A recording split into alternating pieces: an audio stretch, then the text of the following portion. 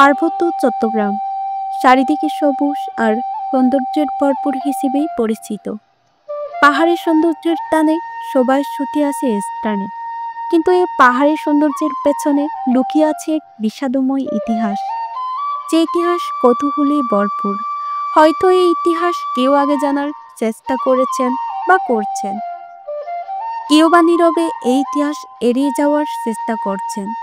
চলুন জেনে আসা যাক এই সিরিজে পাহাড়ের পুঙ্খানুপুঙ্খ সমগ্র ইতিহাস।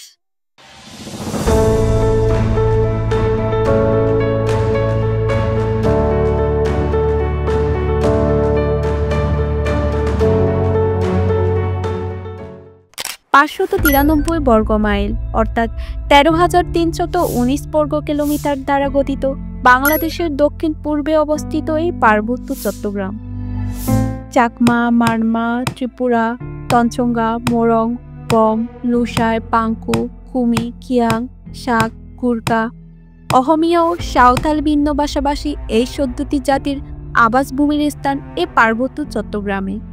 আমরা পরবর্তীতে এসব জাতিগোষ্ঠীর সম্পর্কে আরেকটি নতুন সিরিজে তুলে আনার চেষ্টা করব।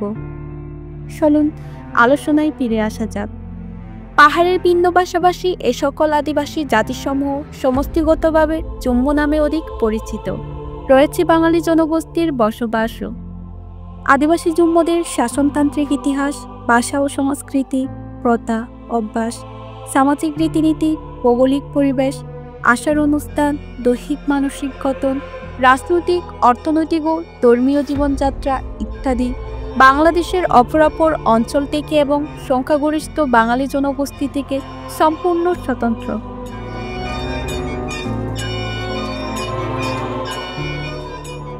যুগ যুগ ধরে তারা নিজস্ব সমাজ, সংস্কৃতি, রীতিনীতি, ধর্ম, ভাষা ও স্বশাসন নিয়ে এই অঞ্চলে বসবাস করে আসছে।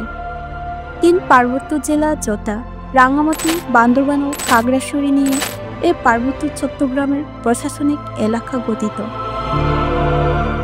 পার্বত্য চট্টগ্রাম অঞ্চলের বিশেষ শাসন ব্যবস্থা প্রবর্তনকল্পে পার্বত্য চট্টগ্রাম আঞ্চলিক পরিষদ এবং ৩ পার্বত্য জেলার ৩টি পার্বত্য জেলা পরিষদ প্রতিষ্ঠিত হয়েছে।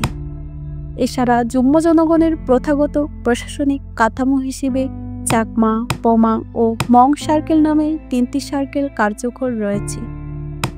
২০২২ সালের আদমশুমারির প্রাথমিক প্রতিবেদন মতে ৩ পার্বত্য জেলা তথা খাগড়াছড়ি, রাঙ্গামাটি এবং বান্দরবান জেলার মোট জনসংখ্যা ১৮,৪২,৮১৫ জন।